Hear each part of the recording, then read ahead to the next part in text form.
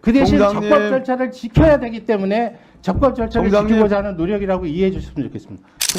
고위직 자녀가 11명이나 지금 뒤늦은 수사 의뢰를 했는데 아마 이렇게 여론화되지 않았으면 영원히 수사 의뢰 안 했을 것 같아요. 직권 면직이 지금 당연히 됐어야 되는 사안이고 수사 의뢰도 진작에 됐어야 되는데 지금 거의 한 2년 가까이 조치가 없다가 잠깐만요. 조치가 없다가 이게 이렇게 된 부분이 있고요. 두 번째는 아까 장동혁 의원께서 질의하셨지만 지방 공무원의 유지가 가능하냐? 그러니까 지방 공무원을 다니다가 아버지가 다니는 선관위에다가 더 근무 환경이 좋고 월급이 좋고 급수가 높으니까 여기다 경력직 지원을 한 거예요. 근데 지금 이게 뒤늦게 문제돼서 수사 의뢰를 하고 여기에 대해서 직권 면직을 해야 되는 마당에 인사혁신처에 질의를 한 겁니다. 그 선관위에서 지방 공무원 유지되느냐 안 되느냐. 이렇게 질의한 사례가 없어요. 기본적으로 내가 어떤 부정 채용을 받기 위해 가지고 부정 채용을 하기 위해 가지고 내가 있던 직장을 버리고 다른 직장을 다시 지원을 했는데 그것에 대해서 어떻게 기존의 기득권을 유지해서 너 이번엔 직권 면직하는 대신에 기존의 지방 공무원으로 내려가서 계속 공무원 생활해도 좋아.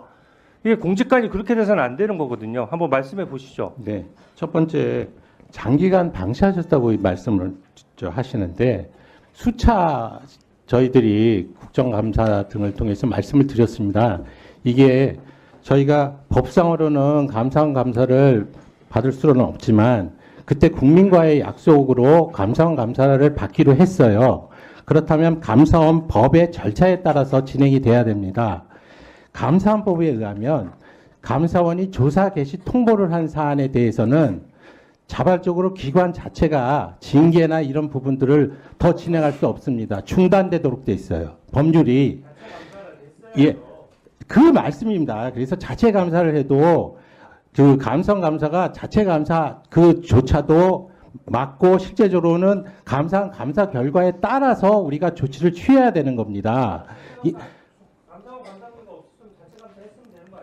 아니 그런데 감사원 감사 결과를 받아야 되는 상황에서는 만약 그 감사원 감사가 적법했다면 감사원 감사 결과를 따라서 조치해야 할 의무가 부과된다는 겁니다.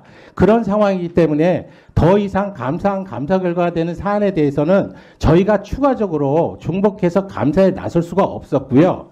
그 다음에 그런 상황에서 저희들이 바라보는 것은 왜 감사원 감사 결과가 빨리 안 나오나 그런 부분을 바라봤었고 이제 감사원 감사 결과가 나왔기 때문에 그 지체 없이 그 감사원 감사 결과에 따라서 조치를 취한 것입니다. 그리고 그 내용을 보니까 감사원 감사 결과에서 조치를 취하는 대상자 32명 중에 지금 문제가 되던 그 자녀들이 빠져 있어요. 그래서 근데 이 부분은 지금 국민들이 보시기에 특히나 민감한 젊은 세대에서는 채용 비리에 민감한데 이 부분은 그냥 넘어갈 수가 없다. 어떻게 해서든지 이 부분을 결론을 내자라고 생각을 해서 저희가 자체 조사를 다시 하고 다만 저희가 조사를 한다고 해서 그 결과가 모두 국민들을 만족할 수 없는 값이 나오게 되는 경우에는 또 봐주기식의 조사다라는 문제가 나올 수 있지 않겠습니까? 그것을 감안해서 객관적으로 수사 권한이 있는 그 기관에 수사 의뢰를 하게 된 것이고요. 수사 의뢰만 하는 것이 아니라 자체적으로 저희 감사 부서를 통해서 감사에 들어갔습니다. 그리고 두 번째로 그 인사혁신처에 그런 전례가 없다고 말씀하셨잖아요.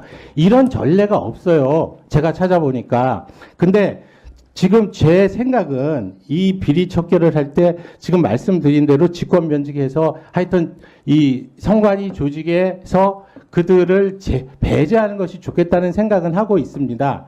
그런데 이게 적법 절차에 의해서 배제를 해야지 무조건 할 수는 없잖아요. 그래서 제가 법률 검토를 좀 해봤어요. 이 직권면직, 국가공무원법상의 직권면직은 채용된 이후에 국가공무원의 자격을 취득한 이후에 벌어지는 비리행위에 대해서 내지는 자격 요건을 가진 자가 자격을 상실하게 되는 후발적 요인에 의해서 직권면직이 이루어지는 것이지 채용 당시에 비리를 가지고 직권면직을 하는 그 조항은 아니라는 겁니다.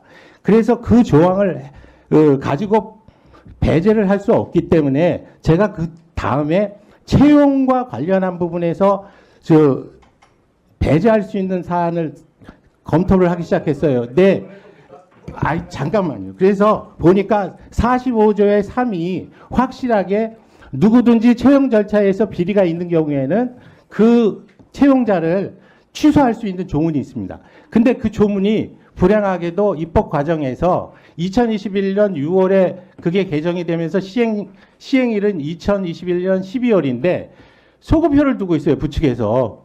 그래서 그 이후에만 개정된 이 법령이 시행된 이후에 채용된 자에 한해서만 적용되도록 돼 있기 때문에 그 조문은 못 씁니다. 그래서 또 윗조문을 보니까 2015년도에 45조의 2기에 보면 그 부정 채용과 관련한 행위를 한 자, 행위자에 대해서는 채용 취소를 할 수 있는 조문이 있어요. 그런데 이 조문이 그 시험을 볼 때 부정행위를 하거나 이런 조문들로 돼 있는데 시행령을 보니까 기타라고 해서 자기나 차인 이런 등등에 대한 부분에 영향력을 미친 행위라는 부분이 있습니다. 그래서 이 부분이 결국은 자신에게 그 행위자에게 귀책 사유가 있는 행위가 적발이 되는 경우에는 이 조문을 통해서 할 수 있지 않을까라는 생각을 했고요. 그러다 보니까 저희가 인사처에 그 질의한 부분은 경력 채용 부분이 그 지방직으로 전환해서 살리려고 그거를 하는 것이 아니라 그 지금 인사혁신처에 그 질의한 내용은 45조의 3의 입법 취지가 뭐냐, 어떻게 되느냐, 그리고 우리가 45조의 이 검토한 부분 이거 가지고 채용 취소가 가능하냐, 그 다음에 세 번째로 물으면서 지금 보면 단순히 보시면은 그냥 네. 신규 채용처럼 생각하시는데 다 죄송합니다. 정리된 것 같아요. 예, 신규 채용처럼 생각하시는데 이건 분명히 자, 정답. 조건부 채용이 되는 겁니다. 그래서 그래서 그런 법률적인 문제가 녹아져 있어서 근데 제가 계속 말씀드리는 건 잠깐만요. 저는 이 비리를 척결하고자 하는 그 의지가 예, 강한 예, 사람이고 예. 그 대신 총장님. 적법 절차를 지켜야 되기 때문에 적법 절차를 총장님. 지키고자 하는 노력이라고 이해해 주셨으면 좋겠습니다.